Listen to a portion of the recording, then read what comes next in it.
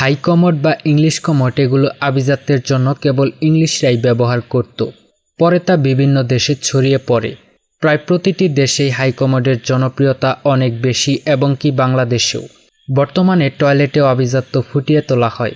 এই টয়লেটগুলো শুরুর দিকে বিলাসবহুল হোটেলে রেস্টুরেন্টে ব্যবহার করা হলেও বর্তমানে প্রায় সব জায়গাতেই এর ব্যবহার দিন দিন বাড়ছে। বহুকাল আগে থেকেই টয়লেটে ব্যবহারের ক্ষেত্রে আমাদের দেশে নিচু কমোড ব্যবহার করা হয়, তবে সাম্প্রতিক হাই কমোডের জনপ্রিয়তা বাড়ছে।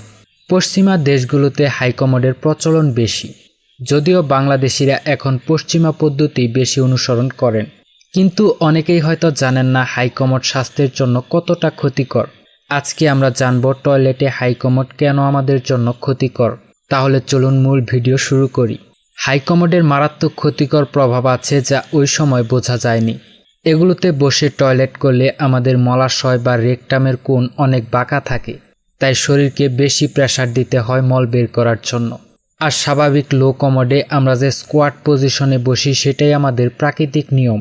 এই পজিশনে আমাদের মলাশয় অনেক সোজা থাকে, তাই শরীরকে অতিরিক্ত ব্যাক পেতে হয় না। হাই কমোড ব্যবহারে গত শতাব্দী থেকে পশ্চিমা দেশগুলোতে পাইলস এবং কোলন ক্যান্সারের হার অতিমাত্রায় বেড়েছে। এমনকি অবাক করার ব্যাপার যে ইউরোপিয়ান ও আমেরিকান স্বাস্থ্যবান পুরুষ ও মহিলাদের শতকরা 50% পাইলস আছে। এর জন্য টয়লেট সিস্টেমকে দায়ী করা হয়েছে। তাই এখন উন্নত দেশগুলো হাই কমোডে পা তুলে গুড়ি মেরে বসার জন্য নতুন সিট ব্যবহার করছে। এই কমোডগুলো কেবল অতি বয়স্ক আহত রোগীদের জন্য ব্যবহার উপযোগী।